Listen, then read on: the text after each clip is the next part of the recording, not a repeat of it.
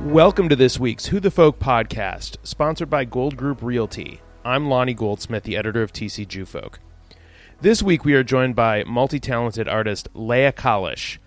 We talk about Lea's Swiss upbringing, her new hip-hop video, what genres of music she's into, and her recent move to Minneapolis on this week's Who the Folk podcast. Lea Kalisch, welcome to this week's Who the Folk podcast. Thank you for joining us. Thanks for having me. You are a almost full-time Minnesotan. Is that fair to say, or is that you kind of framed that quite nicely. I'm a wannabe full-time Minnesotan. Okay. Still juggling New York and here, so I hope to slowly move and transition and have less New York, more Minneapolis. But you can't just leave your whole life if you're an artist and then just drop yourself in a new planet. That's true. That would be a little hard, I'd imagine. Yeah, but I've actually spent quite some time here. The whole summer I spent here, and then I was in Switzerland for a while because of visa things, and now I'm back. So where are you? You mentioned visa things. Where are you originally from? Because I'm Swiss. You are I'm Swiss. from Switzerland, and I just got my artist visa because, this country, it's not so easy these days to just be here. Nope. So it was a long process, so that's why I was gone for most of the fall. I was in Europe because I had to wait for my visa. But I got it end of December, and now I can work here legally. Okay. Which is nice because I wasn't able to do that all summer. Oh, what were you doing all summer then when you I was couldn't chilling work? in Minneapolis. No, I was exploring the city. I did a lot of runs, played a lot of tennis, worked on my music video release. Okay. Plenty of stuff, worked on my art, but didn't make money. Okay. God, that can't be fun. No, it was horrible. It was really hard because I felt like for the first time I felt like an immigrant in this country because before I was a student the last 5 years, and I was able to work some limited amount of work, and then I wanted to learn how to drive because I can't drive. Okay. But I couldn't do that because I didn't have a visa, so they didn't let me. Even as a student visa, you couldn't learn to No, drive? because I was on my student visa expired, so I was pending. I was on a status where I can be in this country, but I can't do anything. So I couldn't even learn how to drive, and I took the knowledge test, but then the driving school wouldn't let me because my visa expired. So, anyways, it was not an easy summer. It was lovely to be here, but it was very challenging. It's got to be hard. I would imagine. I mean, being a, American, born in America, like I don't really think of those sorts of struggles that you would have. Yeah, no, most people don't. Right. Yeah, it's not. I'm glad the whole visa thing is now over for the next 2.5 years. Okay. But unless I get married in the next 2.5 years, I have to reapply for my artist visa. So will you have to leave the country again in order to reapply? You don't actually have to leave, but I left it because I had some gigs in Switzerland. Okay. And I thought I would get it earlier by the time I want to come back to the States, but I didn't, so I had to extend my trip for almost a month because I didn't get the visa. Well, there are worse places in the world to hang out. Then Switzerland? Yeah. Definitely. But it was annoying because I couldn't see my boyfriend, and I had gigs. I had to postpone my one-woman show. Okay. I had gigs lined up in Boston that I had to cancel. Oh, that's not great. So That's a bummer. And I didn't know when I would get an answer, so that not knowing drives you crazy. Oh, I'm sure. The you can't the plan uncertainty's anything. got to be impossible. You can't plan anything. Like, can you do B? Can we be there? Can we plan you to sing then? And I'm like, I have no clue. So, yeah. That's got to be hard. Yeah, but now I have it, and Now it you're here. feels like when I walked through immigration, and they looked at my passport, and they said, "Oh, you're here to work?" And I said, "Yo, bro, I'm here to work." And then that was it. That was it, because they let me through. Because usually, as a student, they would ask me, "So how long are you staying here, and who pays for this?" And it's like crazy. Yeah. So now I can just walk through, and I was Like you own the proud. place. Yeah. So you mentioned you're an artist. And you mentioned a one-woman show. You mentioned a music video. What is your art? My art is many things. Okay. Lately, very Jewish-oriented. Okay. That was not always the case. I guess living in New York has made me more Jewish, very Jewish. Okay. Or maybe I've always been Jewish, but it reconnected me to my Judaism. And because there's so many Jews in America and New York, there's just a lot of art, Jewish art, Like the subject matter, it's a thing. Yeah. Like coming from Switzerland, there's no Jewish art. There is a little, Yeah. but it's very old. There's just not a big scene. Okay. So my art is basically there's nothing I don't really do. I rap, I sing, I dance, I act, I write my own music. I love to play in straight plays. I studied musical theater. I play the piano. I do Yiddish theater. I sing with a spiritual folk rock band. So basically, a lot of things. I don't even know where to start with that. That's incredible. That's quite an array of areas. Yeah, and that's the challenge. That's also the challenge because I'm like on 3 different tracks at the same time, like a singer career. Okay. Also an actor career. And then dancing also a bit, but it's not my main focus. Okay. But even singer-actor career, to do them at the same time, it's challenging. I'm sure. Yes. There's not much... in theater, the career is limited. If you want to make a living, you have to get on screen, and that's a very different track than trying to be a live performer, which I love live performance. Mm-hmm. Like, I love audiences. Yeah. So, I'm not like, sure. being on stage, like, acting, theater acting, is obviously very different from... Very different. Film acting. Very different. I would think the singing... either the solo or with a band backing you is going to be more akin to the theater. Closer to the theater, exactly. Closer. And that's where I'm also comfortable. I've done a lot of live theater and live performance and singing. I've actually done one. I've been on one movie that was streamed or was shown at the Toronto Film Festival in September. Okay. And it's also Jewishly connected. It's Which a film? Jewish horror movie, basically. It's called The Vigil. Okay. It's about a guy who leaves the Orthodox community, and then he's haunted because he's the shamus. The shamus is the guy who watches over the dead body. Yeah. And then he's being haunted by some creature. Actually, I don't know the whole script because I only played in the beginning of the movie. Okay. But I played a Jewish girl who left the Jewish community, the Orthodox Jewish community. So yeah, another Jewish thing. Well, that was my screen premiere. I actually haven't seen myself yet on screen, so. Would that be weird? I don't know. I asked that having never been on screen myself. Yeah. I don't know what that would be like. I think, I see myself all the time a lot on videos that I edit. I edit a lot of my own videos. And doing my music video, the other project that we haven't gotten into yet. I don't know how weird it would be. I guess I'm so used to seeing myself. It'd be fun. I think seeing yourself like on a computer screen like that is different from like the big screen theater. Definitely, and also like playing a role. I played the cutesy Jewish girl, which I am. No, just kidding. I mean, I played more cute than I am, so I don't know. It'd be fun. I'd be curious to see and to hear. I think the weirdest thing is to hear myself, the audio, because you sound so different. Yes. In life, then suddenly, and then I don't know what they do to certain edits, but I saw myself on a Swiss. On a Swiss channel, they made a portrait about me, and my voice sounds so odd. I sounded so Jewish, like I couldn't believe how Jewish I sounded, and I spoke German. I don't know why, but anyways, they might have done something to my voice. I don't know. Okay. So that's the acting. You mentioned a couple different types of music. Yeah. What got you into music in the first place, and do you have a hard time letting yourself be defined by one genre of music? Yeah, that's the challenge. I'm like a smoothie. Like, I love every flavor, and I want to do them all. But, it's all about branding and being that one thing that people know what you are. Yeah.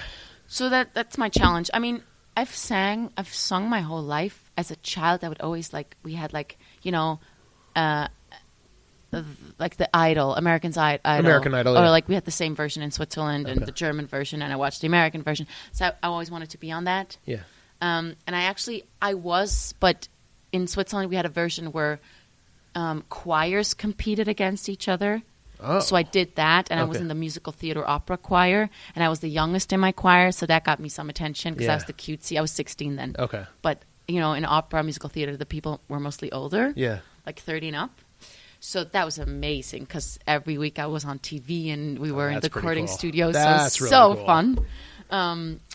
So that I did, and I always took singing lessons, and I was in a Montessori school, so we had a lot of arts, stuff happening. Yeah. And the big thing is I was a figure skater.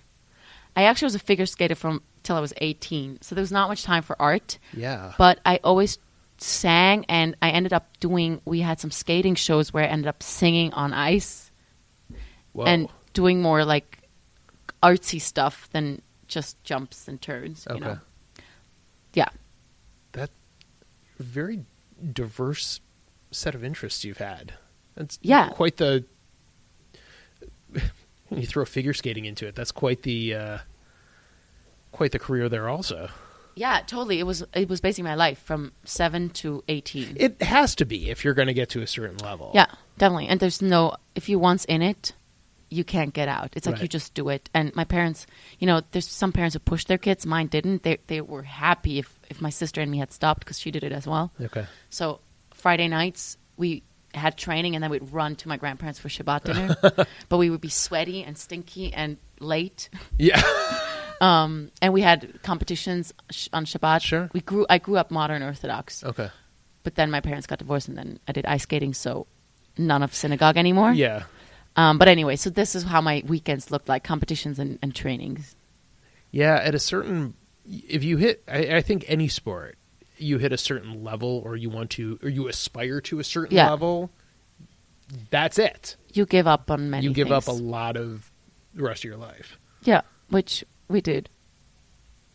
But that was kind of a segue into arts because I always knew I loved the shows much more than the competitions. Yeah. I hated competitions. I'd never threw up before, but I always wanted to. So nervous. I wanted to die. Really? Yeah, I hated it. So you like the artistry of it less so than because figure skating is a special sport because it's a sport like the jump. It's very technical. Very technical, and very it's physical. also artistic. Yes. Because of the dancing and the dresses and the music because I always chose my music. Yeah. So it was both, and I always loved the choreography and the dancing aspect. I also loved jumping, but I just didn't like competing because the atmosphere was so negative. People were so envious. Yeah. And the mistakes you make are so obvious. You fall or you land. Right. In acting or singing, if you're a professional, you mostly hit the notes. It might be a little shaky, or it might, you might have forgotten a line or something didn't work the way you wanted it, but it's not like as obvious, the failure of it. So the failure was horrible. I would think so. And it's hard because, you watch it during the Olympics and you see somebody fall, and I think every time it's like, oh, you feel so bad. And you only have 3 minutes, Yeah. A tennis player, it's long. It's a different kind of skill. Yeah. But you get another chance to, you have, how many games do you have? A few. Oh, yeah. Yeah, and in skating, you have 7 jumps, or maybe men have 8. You have 3.5 minutes, and you have to, if you fall, the hardest thing is to get up and keep going. Right. Because there's always one more jump after that. Yeah, and then you have to forget about the last one and be totally neutral again, and it's like, it's hard. It accumulates. Like, you get frustrated, you're stressed, you're behind the music slightly. Yeah. Because of the fall. It's like not nice. And then you got to keep yourself from speeding up too much and get completely out of whack. Yeah. That's hard. I'm glad my kids had no interest in doing that. Yeah, but actually being in Minneapolis now you can skate. Yeah, I actually just got new skates because in front of our house we have the skating rink, which it's insane. I can just go on and skate. Yep. So you might have to avoid the hockey players, but yeah, but it's always empty. That's good. It's like this mini thing, but it's insane. It's amazing. I can just go whenever I want. Can you still do all the jumps? That's the thing. I can't do all the jumps, but I can do some jumps and turns. Yeah. I can still do quite a lot. Obviously not everything I was able to do. Sure. It requires training. And you also you become afraid. If you don't jump for a few years, yeah, the fear kicks in and yeah. And I think that's the thing about starting a sport like that at a really young age, because it sort of, you do it before you have fear of those things. Yeah. It sort of beats the fear out of you. Yeah. I think. But the thing is, that's the thing, now in Russia, they start at 2 years old, and girls at 13, they jump quadruples, that's a new thing that women can jump quadruples. But, and then they're done at 15 because their bodies can't do it anymore. But I had fear I had fear doing triplets. I did. Yeah. But I was always slightly afraid. Yeah. That's why I never made it big either. Because I started too late. Already 7, 8. Oh, It's you're almost into your prime at that point. Yeah. I mean, I said that sort of tongue in cheek, but Yeah, that's of course. that's kind of No, it's almost crazy. a little bit true. Yeah. No. It felt like I had to overcome fear a lot doing jumps. We had like a guy that would lift us into the air with a little with like a belt or harness kind of thing. And he would lift us so you could learn how to Yeah. turn faster. And it was always slightly scary to me. Yeah, that's got to be hard. You got to really want it, I think. Yeah, and I don't know. Certain personalities are better on ice. Yeah. Mine, I was a very wild child, and I got angry very quickly, and so I used to hack a lot of holes into the ice. And my co-skaters and friends, they were always slightly afraid of me because I was angry all the time. Because there were too many people on ice. You always have to fight for your space. Yeah. It was a great. It was life learning. Like the Sure, sport it's is like it's life lessons. definitely. Sure. Most of it, the discipline and the getting up early and the getting up when you fall. Gold Group Realty works with buyers and sellers of residential and commercial real estate, landlords with vacancies to fill, and tenants seeking a new home. They are a local, full-service real estate brokerage and would love to have an opportunity to help you with your real estate needs today. Learn more at www.thegold.group. So is the discipline that you learn from that, is that sort of translated into as you transitioned into art, does that definitely seems like the discipline required transitioned with you? Definitely. Okay. Definitely. Just even going to college, studying musical theater, I was in a conservatory program, which was very challenging. Like, you were in school 24/7. Yeah. And I had 18-year-old. I started at 20, and I left my country to do what I want to do. Sure. Compared to many other 18-year-olds who just had parents who paid for their college, which I had too, but Yes. like who didn't know what they want. I felt like having this discipline, knowing what it means to get up early, and actually practicing your skill. Yeah. That came easy to me. But now what it really is a different discipline is the business aspect of my art, which that's the discipline I'm struggling with because that's very different. What's so hard about that? What's so challenging? I don't know. It's just not my talent. Like, my talent is in writing songs and entertaining people and I don't know, and bringing joy, because I bring a lot of joy to many rooms that I walk into because I'm a joyful person. Yes. But sitting on social media, on my Instagram account and reaching out to people all the time. I like to reach out, but in person. I'm an in-person person. Yeah. And the whole social media and the marketing and the promoting yourself is not an in-person thing. No. It's sitting on your computer, and it's a very calculated thing as well. Yeah. It's very planned. It's dry. It's very dry. I'm getting better because there's no way around, but it's not something I You don't love enjoy doing. that part of it. No. So you mentioned, again, we're going back to the music now. Yeah, it's good. You mentioned lots of genres of Yeah. music. Hip hop, Mm-hmm. folk. I guess, how did you get into each of those areas? What was the draw for you? So, I studied musical theater, but I actually don't like musical theater.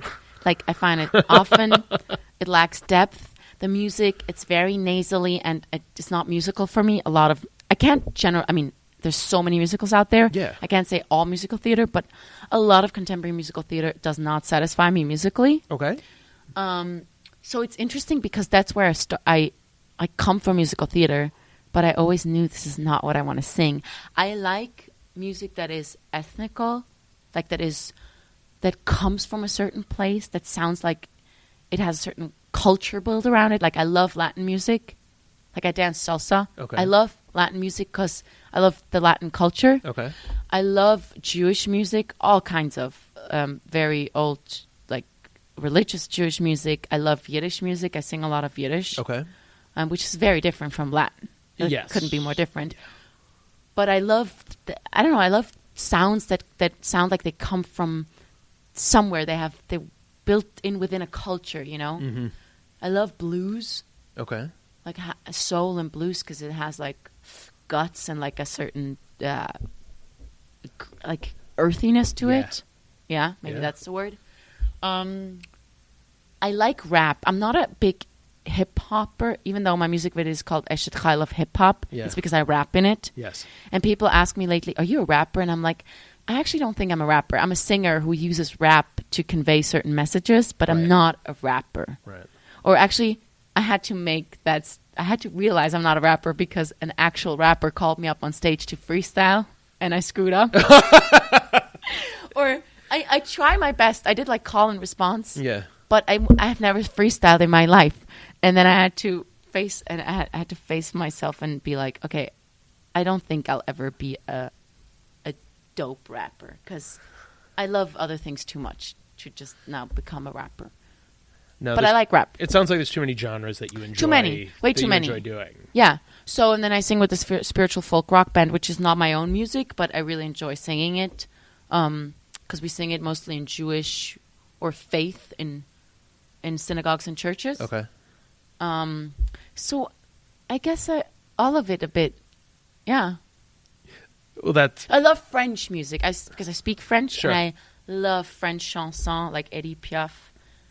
It's not something that in America is a big thing, but she's very famous. Yeah. So I love French music as well. But that's the challenge. Mm-hmm. My goal is to reach a broader audience. So I'm trying. I compose in a lot of languages. okay.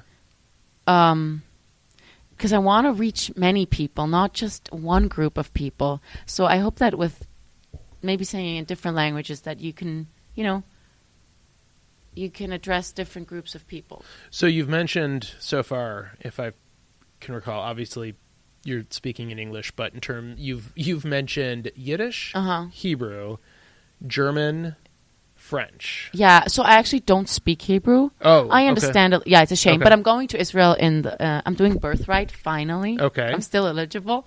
And I'm going to add some kind of ulpan, like a 3-week intensive Hebrew. Oh, nice. Okay. Because I only went to Jewish school for 2 years and then never had Hebrew classes after. Oh, okay. So that's why I have a really good accent. In Israel, everyone thinks I'm Israeli. But I no, actually you don't. can totally pull it off. Yeah, and I look, but I don't actually speak Hebrew well.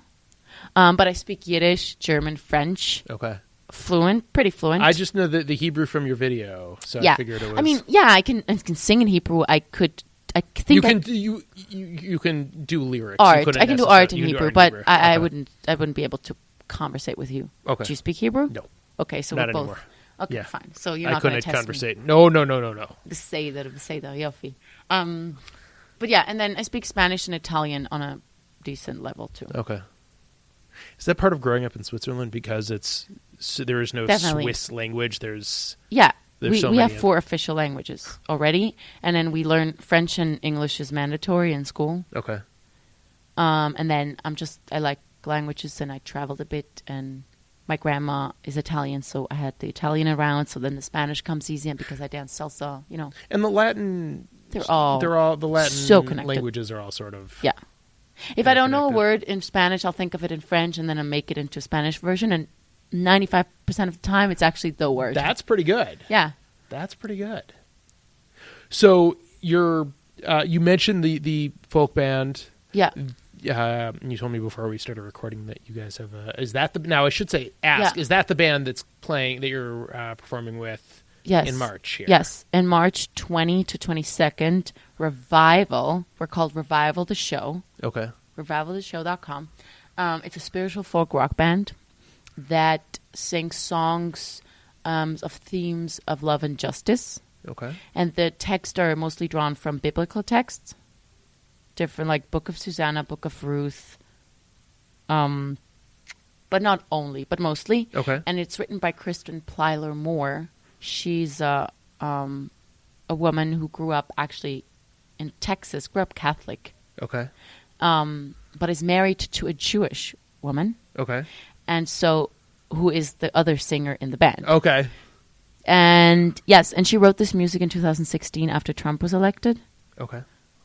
Most of the songs were created then. Sure. And since then, we've done our show in different spaces, mostly synagogues, Reform synagogues. Okay.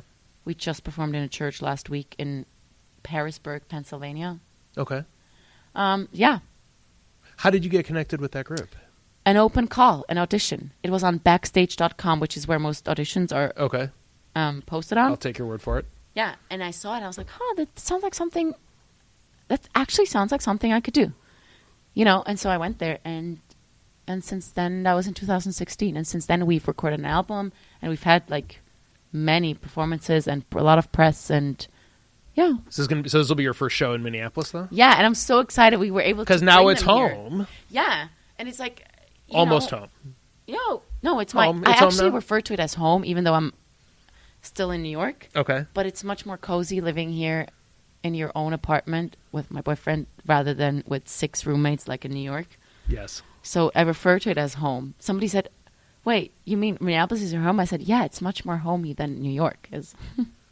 Now, you mentioned your boyfriend, yes. And he has mentioned you on this podcast. Yeah, I know. Before, Rabbi Tobias Moss. Yeah. Did you have any dispute with the story he told of how you guys met? What did he say? Oh, you're gonna ask me to remember that? It was it was a Yiddish. Yiddish, yeah. We studied. Okay. In short, we studied Yiddish at YIVO, Jewish Institute in New York City summer 2018. Okay.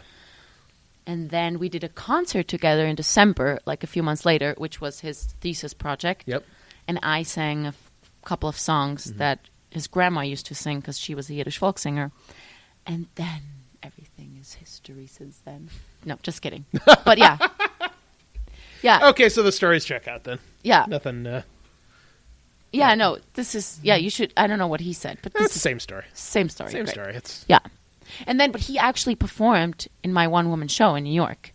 I had a version where it wasn't a one-woman show yet. It was a one-woman show, but he was my guitarist in it. okay. So yeah, we're trying to be musical together. I know more. he plays a bunch of instruments too. Yeah. And I mean, so that's He's a very talented musician. Yes. So, and he learned all the songs that I wrote on the mandolin. So we're trying to get something going. and mandolin's such a cool instrument. So that's cool. a great sort of if you could pair that together well, that would be really. It's so beautiful. At Temple Israel, they love the mandolin. Everyone comes up to him and is like, "Oh, we love the mandolin." No, it's really wonderful. So we have actually tonight we're working on music. So very cool. That's very exciting. And the other thing you mentioned a couple of times is your video that recently... Yes, which you saw. I did see, which recently debuted. Tell a little bit about... The video, the concept. Where did it come from? The song itself. So, Eshet Chayil of hip-hop says already a lot in the title. Yeah. Eshet Chayil is an old traditional Jewish song, and hip-hop is a certain style of music. Yes. And I combined those two styles. How this came about is because I was at the New School in New York taking a class on hip-hop culture with a teacher named Rabbi Darkside, because he was a Jewish rapper and DJ, and his artist name was Rabbi Darkside. I thought it was so cool. And in his class, we had a final project. That was 3 years ago. And I was like, oh my God, I want to do something with hip-hop and Jewish. And at the same time, I was doing Yiddish theater, so I met a lot of ultra-Orthodox Jews, or at least they look ultra-Orthodox, but they're kind of at the edge of the inside the Orthodox world and the secular world. Okay. So I met a lot of Yiddish speakers who were Streimels, and they look ultra-Orthodox. Yeah. And they're in this community, and they became my friends. And so I was like, oh my God, I want to combine these two worlds, because I love Hasidic music. I love the music of ultra-Orthodox Jews. Really? Yeah, I love it. It's like, so beautiful. Not all of it, but some of the tunes they sing. So I was like, oh my God, I want to combine them. And then I discovered Eshet Chayil, which is a famous song, but I never grew up singing it Friday night. Because it's usually sung Friday night by men to their women to praise the ideal wife.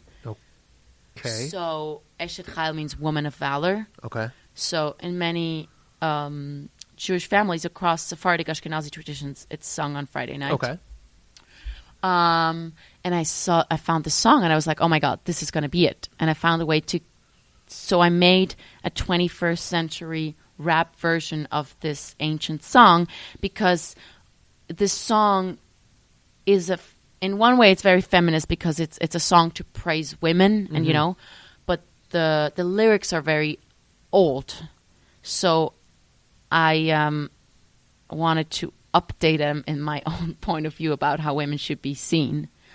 And at the same time, I wanted to combine hip hop and Orthodox Judaism. I wanted to analyze how they're parallel, because they seem so different. Basically, bottom line, how in both cultures women are are objectified and based like women are their body parts. I actually read this other article where a woman said the same thing. Yes, they're both they're their body parts, and in one culture they're just closed up and covered, and the other one they're very openly, exposed. Yes. So yeah, I made this rap, and I dress up as an Orthodox Jew because that has two reasons.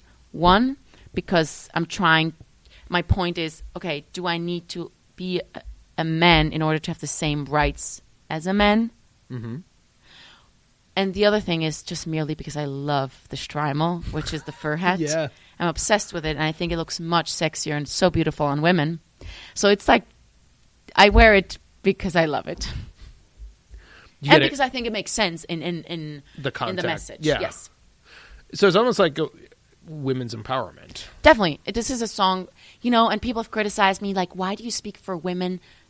You're not Orthodox. It's not your experience, but it's in general. It's not, I'm singing for all women who I feel like don't get to voice their own voice. Yeah. If it's in hip hop culture or Orthodox women. And I know there's a lot of Orthodox women who love shaving their heads and who love that they can't sing. But there's also many who would love to sing and dance in the streets. I went to Brooklyn for Simchat Torah, and in Crown Heights they dance in the streets, and men dance and women watch, and I couldn't stand it. So this song is for all women who want to say something in their way and can't say it. Yeah. But I'm not speaking for anyone. It's my point of view on a subject matter. Right. Yeah, you're not pretending to be a spokesperson for your gender. Yeah. But it's a great song, though. Yes, and it was so fun to create, definitely. I'm sure. To shoot it in Israel and in New York and at Times Square. Yeah, it's a fun project. It was a great project. Are you surprised by the pushback, though? No. Okay. Because obviously I knew this is very controversial for some people. Sure. But 95% of the people loved it, and those 5% who didn't were mostly Orthodox people who don't understand it because they grew up with an idea that God-fearing means we have to follow all these rules. A woman, and they criticized me using this song and criticizing God-fearing women, but their idea of God-fearing is very, very different from my idea. Sure. You can be spiritual and believe in God without having to shave your heads and not being able to sing in front of men. So obviously they criticized me, and that was true. I expected that. Yeah. I just get annoyed when people are when people are narrow-minded and dumb. Like, it bothers me, but I also I don't have to please everyone. Not everyone has to understand it. I didn't do it, You did it for you. Yeah, exactly. Sometimes art for yourself is okay. Definitely. Yeah, I actually started doing, how this came about is because I felt like, oh, this is juicy, hip-hop and Orthodox Judaism. It came from an outside perspective because it came from an aesthetic stimulation. I was not satisfied with how women look, like Orthodox women, because they look ugly. I'm sorry to say that. And you can put that in because you know what they do in Orthodox communities? Women have to wear tights, obviously, because they're not allowed to show skin. Sure. But I read this in a book about a woman who left the Orthodox community. Yeah. They added a seam on the tights, a thick seam, so that the tights would never be mistaken by skin, because skin doesn't have like a seam that is so obvious, Yeah. I mean, that's nuts. I mean, that is just insane. So I was annoyed by the aesthetics of this culture, and the same by hip-hop, and all the rap videos where women are half naked. Yeah. And all it counts is their twerk and their asses. So that's how it started. It was, for me, it was my annoyance with these both worlds. Yeah. Well, all right. Anyways. All right, last couple questions. Favorite Jewish food? Favorite Jewish food? Oh my God. Wait. Oh my God. What? You know what? It's not specific. No. Okay. It's knish. Yeah. The knish from Gottlieb's in Brooklyn. Okay. Their knish. Their knish. So good. I've never enjoyed knish so much, but it's their specific knish from their place. Okay.